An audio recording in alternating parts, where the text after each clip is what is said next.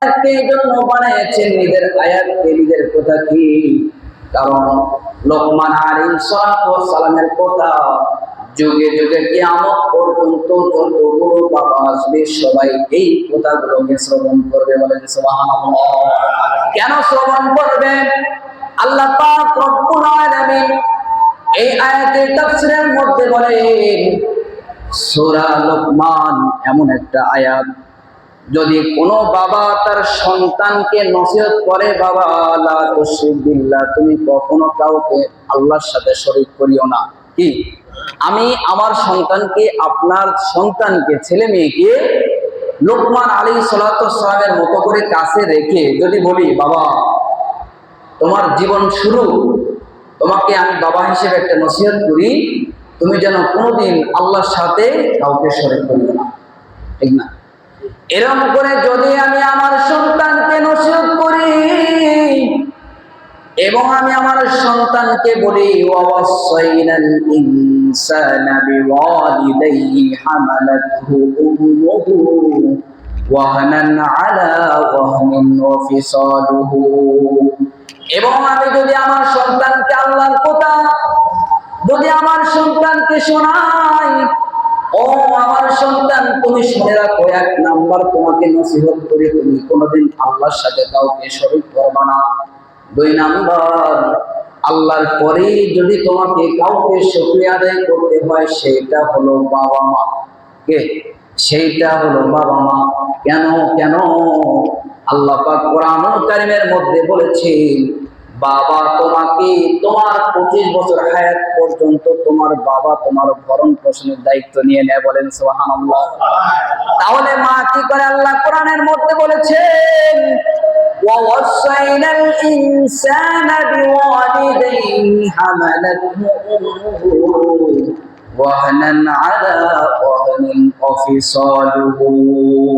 আল্লাহ পাক রব্বুল আলামিন বলেন, মা তোমারে 10 মাস 10 দিন গর্ভে ধারণ করেছে, করে নাই?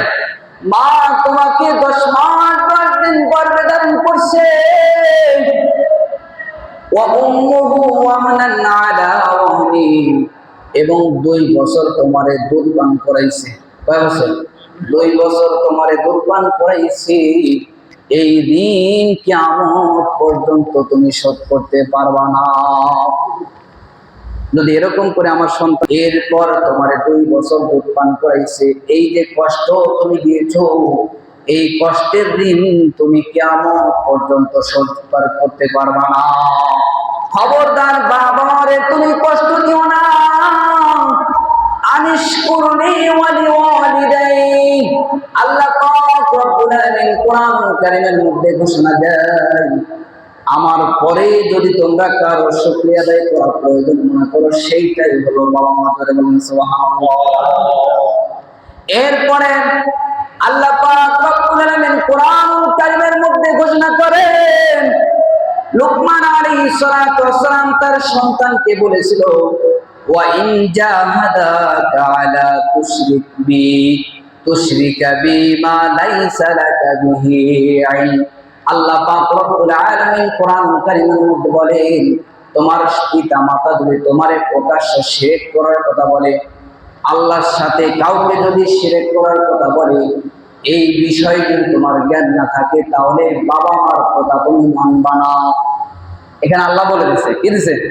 বাবা মা তোমার যদি শিরক করার কথা বলে প্রকাশ্য, তাহলে তোমাকে আল্লাহ মানতে নিষেধ করেছে। এর দ্বারা বাবা মা যদি সন্তানকে বদদোয়া দেয়, এই বদদোয়া লাগবে না। কি? এই বদদোয়া লাগবে না। এরপরে আল্লাহ পাক বলছে, ফালা তুতি'হুমা ওয়া সাহিবুহুমা ফিদ দুনিয়া মারুফা। তোমার বাবা মা যদি দুনিয়ার মধ্যে তোমাকে শিরক করার কথা বলে, তাহলে তুমি বাবা মার কথা শুনবা না। কিন্তু এই কারণে বাবা মার সাথে তুমি খারাপ আচরণ করতে পারবা না। তুমি তাদের কথা শুনবা না, এটা ঠিক আছে, কিন্তু এই কথা নিয়ে তুমি বাবা মার সাথে খারাপ আচরণ করবে, এই অর্ডার হুকুম আল্লাহ পাক আমাকে আপনাকে দেয় না। তারা কাফের হোক, মুশরিক হোক, সমস্যা নাই, তার কথাকে মানবা না, কিন্তু তার সাথে খারাপ আচরণ করা যাবে না। আল্লাহ পাক আমাদের সবার বাবা মাকে আমাদেরকে খিদমত করার তৌফিক দান করুন। সবাই বলেন আল্লাহুম্মা আমিন। এরপরে আল্লাহ পাক রব্বুল আলামিন বলেন واتبع سبيل من أناب إلي ثم إلي مرجعكم فأنبئكم بما كنتم تعملون। এরপরে আল্লাহ পাক রব্বুল আলামিন বলেন যদি তোমার বাবা মা তোমাকে সৎ কাজের দিকে আল্লাহর দিকে আহ্বান করে, যেমন তোমার বাবা মা তোমাকে নসিহত করেছে বাবা নামাজ পড়ো, কি বাবা নামাজ পড়ো, সৎ কাজ করো, হারাম থেকে দূরে থাকো, মানুষকে উপকার করো, নিজে আমল করো, অপরকে আমল করার জন্য চেষ্টা করো, এরকম কথা যদি আল্লাহর পক্ষ থেকে তোমার পক্ষে পিতা মাতার মাধ্যম যে তোমারে জানায় দেয়, তাহলে এই হুকুম তোমার পালন করা ফরজ। কি এই হুকুম তোমাকে পালন করা ফরজ, বাবা মার হুকুম তোমাকে পালন করতে হবে। এই নসিহত গুলা কে করছে? এই নসিহত গুলো লুকমান আলাইহিস সালাম তার সন্তানকে করছিল। আর এইগুলো কথা আল্লাহর ভালো লাগছে, পছন্দ হয়েছে, যার কারণে আল্লাহ পাক এই কথাগুলো তার আয়াত বানায়া, তার কথা বানায়া কিয়ামত পর্যন্ত মানুষকে শোনাইতেছেন। জোরে বলেন সুবহানাল্লাহ। এরপরে আল্লাহ পাক কোরআনুল কারীমের মধ্যে বলেন লুকমান আলাইহিস সালাম তার সন্তানকে নসিহত করছিল, ইয়া বুনাইয়া ইন্নাহা ইন তাকু মিসকালা হাববাতিন মিন খারদালিন ফাতাকুন ফি সখরাতিন আও ফিস সামাওয়াতি আও ফিল আরদি ইয়াতি বিহাল্লাহ ইন্নাল্লাহা লাতীফুল খবীর। এরপরে লুকমান আলাইহিস সালাম তার সন্তানকে বলেছিল, হে আমার প্রিয় সন্তান শোনো,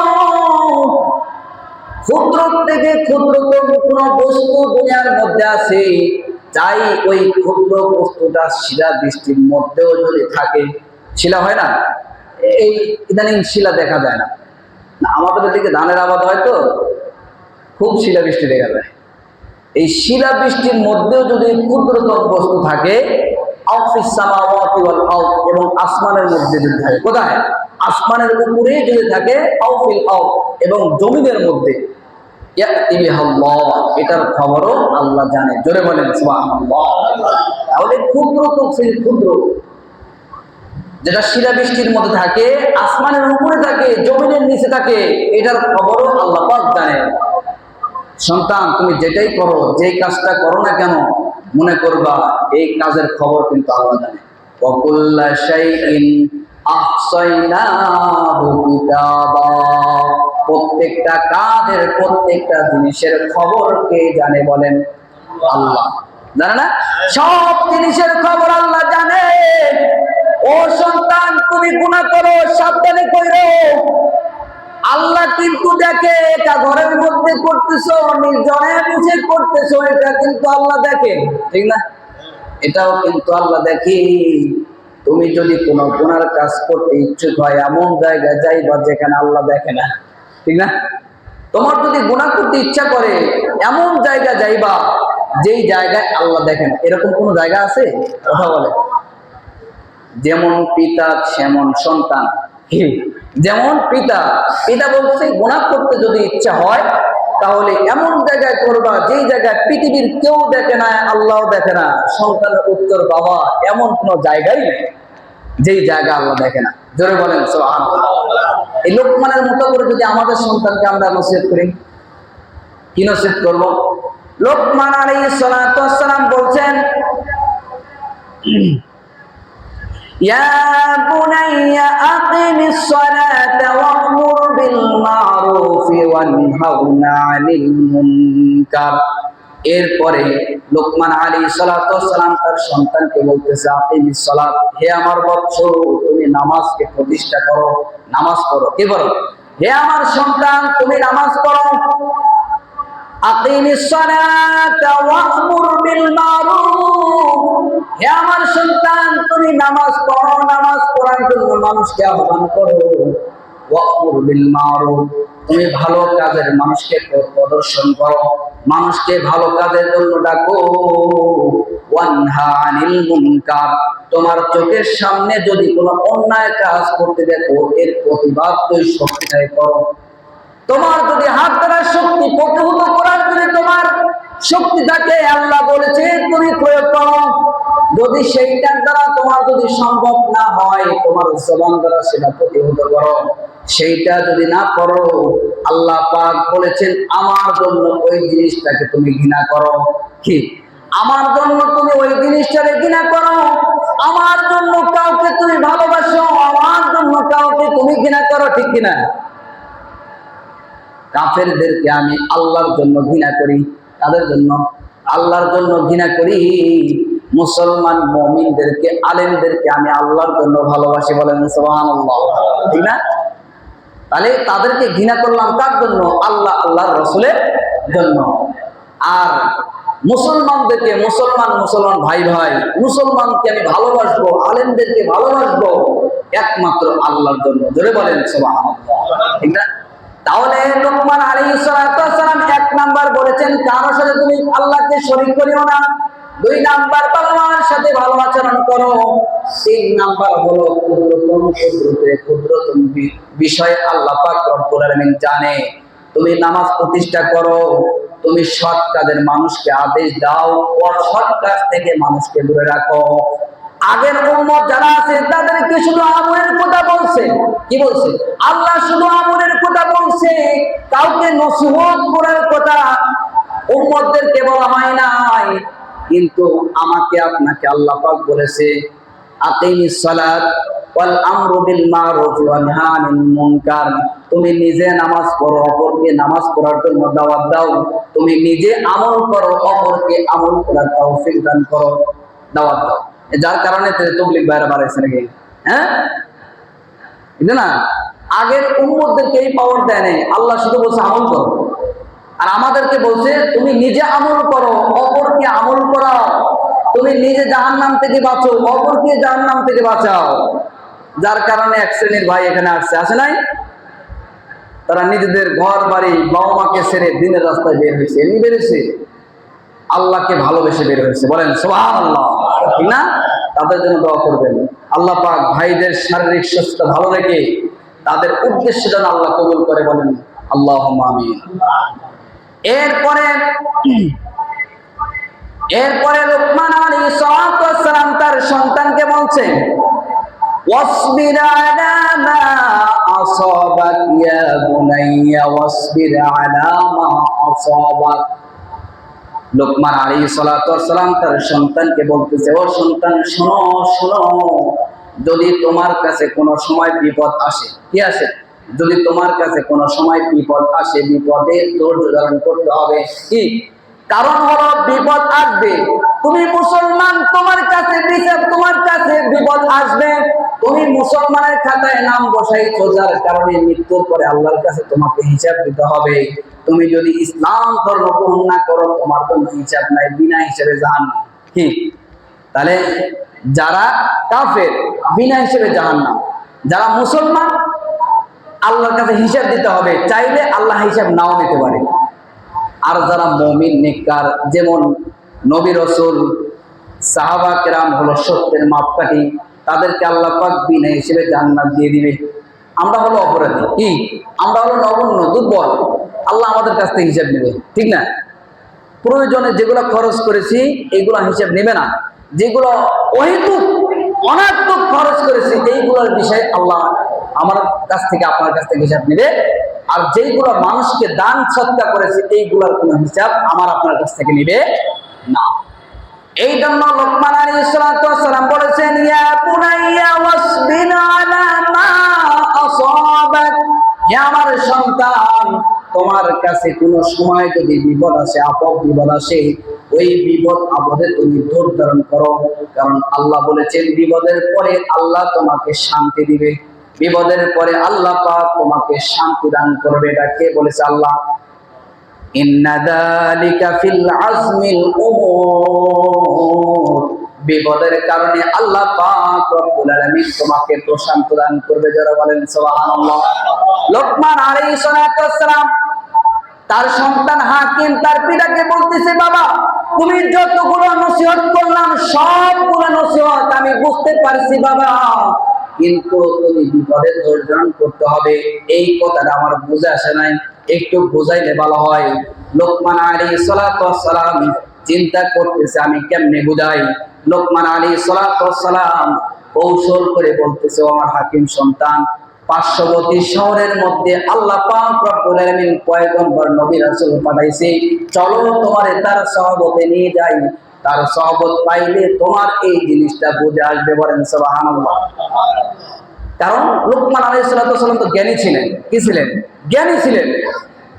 বাবা মুমিন ছিল, পরহেজগার ছিল, সন্তানও ওরকম মুত্তাকি ছিল, যার কারণে বাবা ৬০০ মাইল সফর করার কারণে সন্তানকে পয়গম্বরের কাছে নিয়ে যাবে, যার কারণে কষ্ট মনে হয় নাই। এবং ছোট্ট মাসুম বাচ্চা সে ৬০০ মাইল কি করে অতিক্রম করে নবীর সাথে সাক্ষাৎ করবেন, এই খুশিতে তিনি আগে আগে চলছে। বলেন সুবহানাল্লাহ। লোকমান আলাইহিস সালাতু ওয়াস সালাম হাঁটতেছেন এবং তার সন্তান খুশির ঠেলায় পয়গম্বরের সাথে সাক্ষাৎ করবে, এর চেয়ে আনন্দের কিছু হইতে পারে না। লোকমান আলাইহিস সালাতু ওয়াস সালামের সন্তান হাকিম আগে আগে চলতেছে। লোকমান আলাইহিস সালাতু ওয়াস সালাম মধ্যপন্থা অবলম্বন করেছে। এখানে বুঝেন, লোকমান আলাইহিস সালাম হাঁটতেছে মধ্যম পন্থা, না জোরে যেন মানুষ বলে অহংকারে হাঁটতেছে, না আসতে যেন মানুষ বলে অহংকারের ঠেলায়, বংশীয় ঠেলায় বাপ নিয়ে হাঁটতেছে। কি তাহলে জোরেও না আস্তেও না, দুইটার মাঝামাঝি রাস্তা অতিক্রম করে লোকমান চলতেছে, যাতে করে আমার সন্তানটা আমার পথ চলাকে অনুসরণ করে। জোরে বলেন সুবহানাল্লাহ। লোকমান আলাইহিস সালাতু ওয়াস সালাম মধ্যম পন্থা নিয়ে চলতেছে।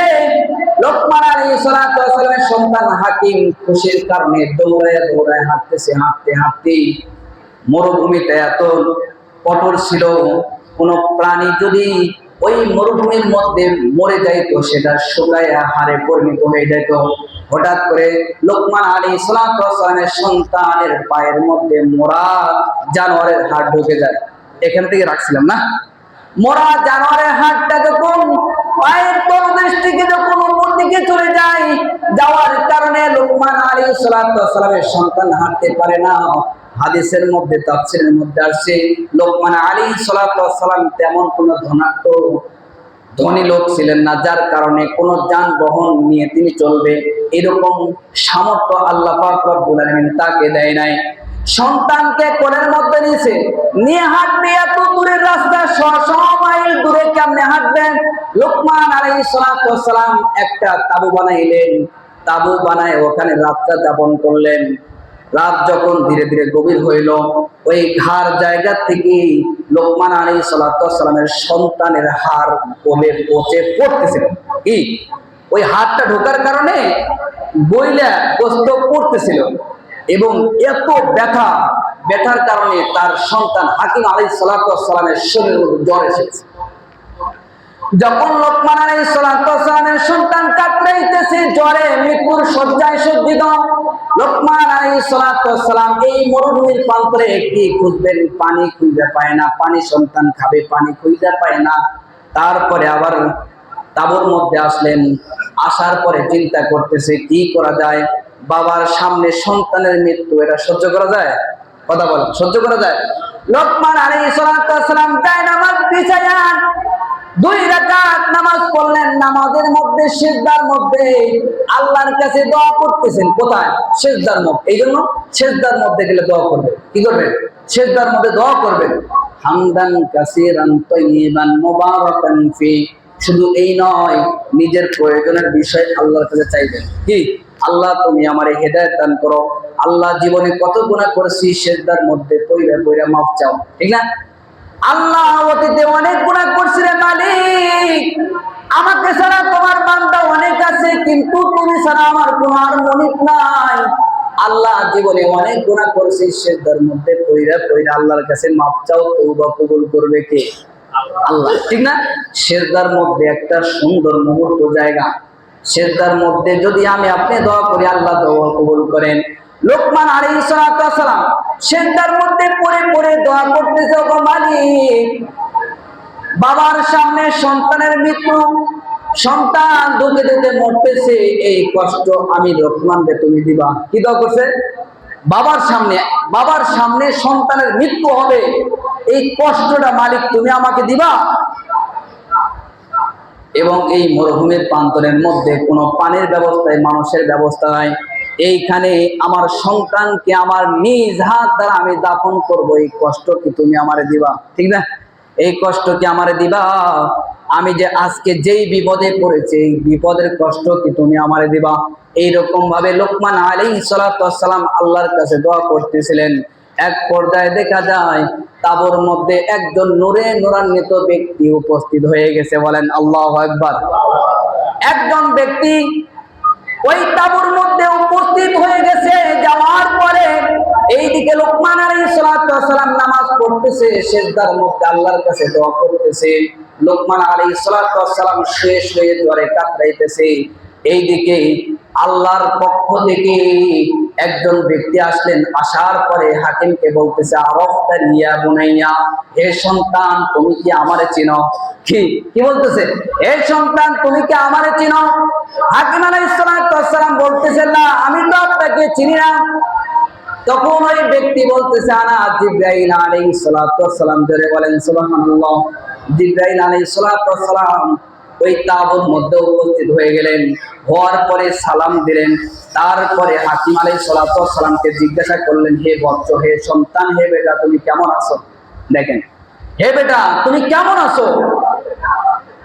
এইদিকে বাবা নামাজের মধ্যে সিজদার মধ্যে কাঁদতেছে, আর জিবরাইল আলাইহিস সালাম জিজ্ঞাসা করতে, সন্তান তুমি কেমন আছো? আর হাকিম আলাইহিস সালাতু ওয়াস সালাম উত্তর দিয়েছেন, আলহামদুলিল্লাহ, আল্লাহ আমাকে ভালো রেখেছেন। অথচ পায়ের গোশত খুলে খুলে পড়তেছে এবং জ্বরে কাতরাইতেছে আর বলতেছেন আলহামদুলিল্লাহ। শিক্ষা কার? কথা বলেন, শিক্ষা কার? বাবা। কার শিক্ষা? বাবার। এটাই যদি না হয় ওই ছোট্ট মাসুম বাচ্চা কেমনে বললো তুমি কেমন আছো, আর উনি উত্তর দিচ্ছে আলহামদুলিল্লাহ। এই শিক্ষা বাবার পক্ষ থেকে দেওয়া। বলেন সুবহানাল্লাহ। এই শিক্ষা আপনার সন্তানকে দেন। আপনার সন্তানকে হাকিম লোকমান আলাইহিস সালাতু ওয়াস সালামের নসিহত গুলো আপনার সন্তানকে শোনান, দেখবেন আপনার শোনান আপনার সন্তান মুত্তাকি হয়ে যায়। বলেন সুবহানাল্লাহ। তাহলে এরপরে হাকিম আলাইহিস সালাতু ওয়াস সালাম বলতেছে যে ভালো আছি, তবে একটু অসুস্থ হলো, হাত দিয়ে আমার পায়ের মধ্যে ঢোকার কারণে আমার গোশত খুলে খুলে পড়তেছে। তখন জিবরাইল আলাইহিস সালাতু ওয়াস সালাম পায়ের মধ্যে হাত দিয়ে বলতে, দেখি দেখি তোমার পাটা কি হয়েছে, তোমার পায়ে কি হয়েছে? তখন পায়ের মধ্যে জিবরাইল আলাইহিস সালাতু ওয়াস সালাম হাত দেওয়ার সঙ্গে সঙ্গে আল্লাহর কুদরতি ভাবে আগের মতো সুন্দর সুদর্শন পায়ে পরিণত হয়ে গেল। সুবহানাল্লাহ। এরপরে হাকিম আলাইহিস সালাতু ওয়াস সালাম যখন পাটা ভালো পাইলেন, এইদিকে জিবরাইল আলাইহিস সালাতু ওয়াস সালাম হাকিমের কাছে বসে আছেন। হাকিম আলাইহিস সালাতু ওয়াস সালাম বাবাকে ডাকতে বলতেছে, ওগো বাবা জলদি নামাজ শেষ করো, আল্লাহ পাকের কুদরতের কারণে আমার পা আল্লাহ ভালো করে দিয়েছে। বলেন সুবহানাল্লাহ। ও বাবা, ও আমার প্রিয় বাবা, বিপদে পড়লে ধৈর্য ধারণ যদি করা যায়, আল্লাহ পাক রব্বুল আলামিন পরে শান্তি প্রশান্ত দান করেন, সব দান করেন। এইটা আমি হারে হারে বুঝে গেছি। কি? আমি বুঝে গেছি, আমাকে আর দৌড়াতে হবে না। এরপরে জিবরাইল আলাইহিস সালাতু ওয়াস সালাম বলতেছে, ওগো সন্তান হাকিম, এই সংবাদটাই শেষ না, আরেকটা মেসেজ সংবাদ তোমার আমি দেই। কি সংবাদ বলেন? জিবরাইল আলাইহিস সালাতু ওয়াস সালাম বলতেছে, তোমরা যেই কারণে রওনা দিয়েছিলা নবীর কাছে, পয়গম্বরের কাছে, যেই কারণে তোমরা রওনা দিয়েছিলা, ওই দেশের মধ্যে পয়গম্বরের কথা তারা উম্মত না সরার কারণে আল্লাহ পাক রব্বুল আলামিন আসমান থেকে পাথরের বৃষ্টি দিয়ে তাদেরকে ধ্বংস করে দিয়েছে। এখন যদি তোমরা ওই জায়গার মধ্যে যাইতা, তাহলে তোমরা পাথরের বৃষ্টির মধ্যে পয়রা তোমরা ধ্বংস হয়ে যাইতা।